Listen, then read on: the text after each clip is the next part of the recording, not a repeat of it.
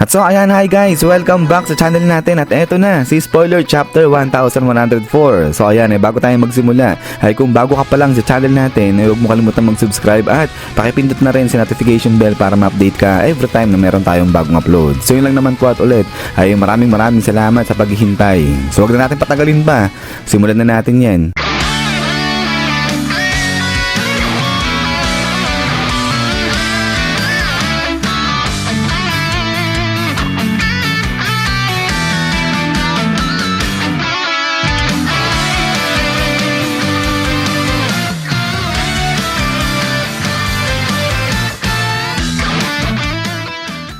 At so dito ngayon magsisimula sa pagpapatuloy ng laban ni Kuma at saka nga ni Saturn. Dahil dito ay sa wakas lumanding na rin itong kamao ni Kuma dyan sa mukha ni Saturn. So finally nasapak na rin, nasuntok niya na itong si Saturn dyan. So kaya dahil dito ay nagulat nga yung lahat nung makita nila yung biglang pagdating nga ni Kuma dyan sa may eksena. Pero hindi lang yan yung kagulat-gulat dito dahil sa sobrang lakas nga ng pagkakasuntok ni Kuma dyan kay Saturn ay talagang napuruhan at nasaktan ng husto etong si Saturn at naputol pa yung isa sa mga paa ni Saturn dyan. So grabe, sobrang tindi, sobrang lakas ng pagkakasuntok nito ni Kuma dyan kay Saturn. So siguro ay tumilapon ng bahagya siguro dyan itong si Saturn. Kasi nga diba sa mukha sinuntok ni Kuma itong si Saturn. At ayun, hawak niya kasi itong isa nga sa mga paa ni Saturn. So kaya siguro nga nung pagkasuntok ni Kuma, tumilapon itong si Saturn habang hawak ni Kuma itong paa niya. So sa lakas ng impact ng suntok ni Kuma, naiwan sa kamay niya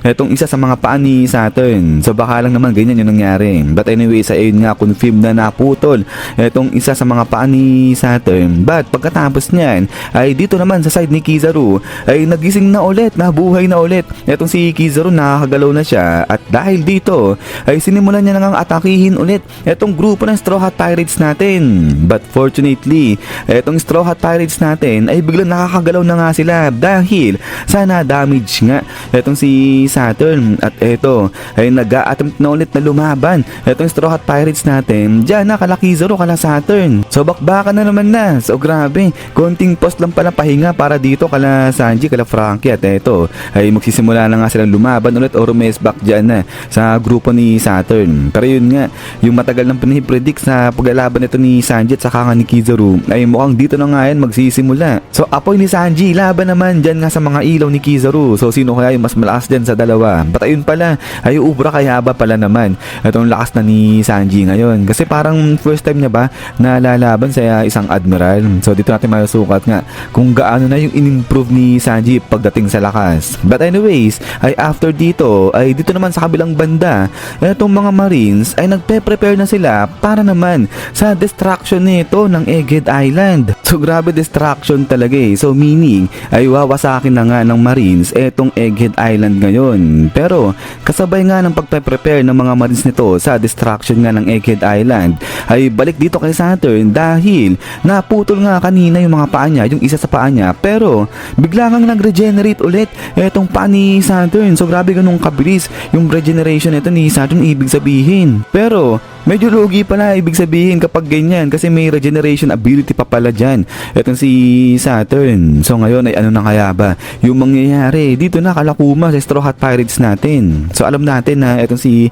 Saturn malakas na siya eh. Parang ang mas malakas nga siya dito kala Kuma. So di pa naman ganun kasigurado, pero ayun kasi yung ina-assume ng karamihan nga ng One Piece community natin na mas malakas itong si Saturn dyan kay Kuma. Pero kung idadagdag pa nga sa ability nito ni Saturn yung kanyang regeneration ay sa tingin ko talagang may hirapan no medyo tagilid dyan itong Straw Hat Pirates natin o itong si Kuma, lalo na matindi na rin eh yung injury na natamo nito ni Kuma. Pero bago nga tayo matapos ay balikan nga muna natin ng konti itong ang kanina yung pagkakasuntok ni Kuma dyan kay Saturn. Kasi dito ay parang nagkaroon tayo ng konting hint kung paano nagwo-work itong kapangyarihan o ability ni Saturn. So sa pagkakasuntok ni Kuma dyan kay Saturn ay suddenly biglang nakagalaw na nga dyan itong Straw Hat Pirates natin, itong sila Sanji, at magsisimula na nga silang lumaban ngayon. So alam natin na itong si Saturn may ability siya o kaya niya na i-paralyze yung mga kalaban niya at yung target niya.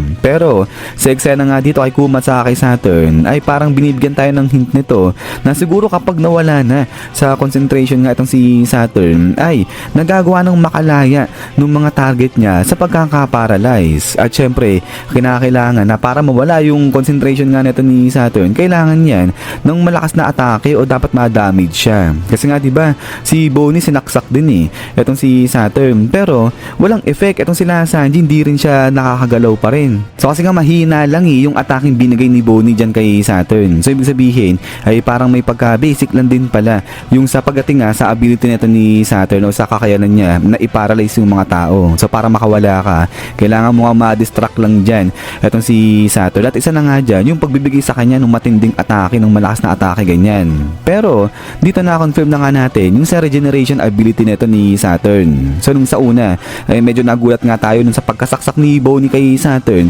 ay di ba nga biglang gumaling, napagaling ni Saturn kaagad-agad yung sugat niya. At dito sa pagkakasuntok nga rin ni Kuma sa kanya nung naputol yung isa sa paa niya ay eto bilang nabalik kaagad ni Saturn yan. So malinaw nga na etong si Saturn may regeneration ability siya. So far ay eto pa lang yung mga hint na binibigay sa atin ni Oda pagdating dyan nga sa ability ni Saturn. So siguro naman syempre meron pang ibang kakayanan etong si Saturn dyan maliban sa kanyang regeneration. Pero ang tanong nga dito ay etong si Luffy ay kailan nga siya makakabawi nga o makakabangon dyan para nga tulungan etong sila Sanji sa pakikipaglaban. So nung sa nakaraan nakikita natin na kumakain na nga etong si Luffy. Pero dito sa spoiler natin wala pang nababanggit na etong si Luffy naka-recover na siya. Pero maliban pa dyan ay may konting problema naman din pagdating dito kay Kuma. Kasi nga ang tanong naman dito kay Kuma ay hanggang kailan makakalaban etong si Kuma dyan kay Saturn. So nakita nga natin na nasapak na nasuntok na ni Kuma etong si Saturn, pero hanggang kailan siya tatagal? Bakit? Kasi nga unang-una etong si Kuma injured na nga siya. So may factor yan syempre kasi nga kung injured na si Kuma hindi na ganun magtatagal etong endurance niya sa pakikipaglaban. Pero ang pinakamalaking problema dito ay yung switch nga na ipinagdagdag ni Saturn diyan kay Dr. Vegapunk para kay Kuma. So kasi nga diba kung matatandaan ninyo ay inutusan ni Saturn si Dr. Vegapunk na maglagay nga ng additional switch diyan kay Kuma para sa self-destruction ni Kuma. So ano raw yun diba para nga just in case. At eto na nga yung just in case na sinasabi ni Saturn ay nangyayari na, nagre-rebelde na etong si Kuma ngayon dyan. So ngayon nakikita natin na rage mode etong si Kuma kaya baka ay nalalabanan niya pa dyan etong si Saturn. Pero alam naman natin na sa hierarchy nga pagdating sa pagkukuman dyan sa mga weapon na ginawa ni Dr. Vegapunk at syempre kasama dyan si Kuma. Etong sila 5 elders, sila Saturn, sila yung may pinakamataas na authority. So ibig sabihin kapag inutusan ni Saturn etong si Kuma na mag self-destruct ay gagawin ni Kuma yan. So kaya nga ang tanong ay gano'ng katindi, gano'ng kalakas yung will ni Kuma para nga labanan yung utos ni Saturn. Just in case lang naman, if ever lang naman na etong si Saturn utusan nga na mag self-destruct dyan etong si Kuma. So kaya nga maganda dyan ay bago pa man din mangyari yan na etong si Luffy makarecover na nga siya at eto tulungan na si Kuma sa pakikipaglaban dito kay Saturn ngayon. But then ay pagkatapos niyan is yan guys, so hanggang dito lang muna itong spoiler natin. So brief lang, medyo maiksi lang itong spoiler natin, pero kapag lumabas na yung full summary nito ay ipe-present ko na lang kagad sa inyo yan guys. At ayan ay ulit ay maraming salamat sa panonood dito kay One Piece natin at sa paghihintay. So huwag niyo pala kalimutan mag-iwan ng like. So yun lang naman, so lagi mag-ingat, God bless inyo lahat at kita-kits tayo ulit.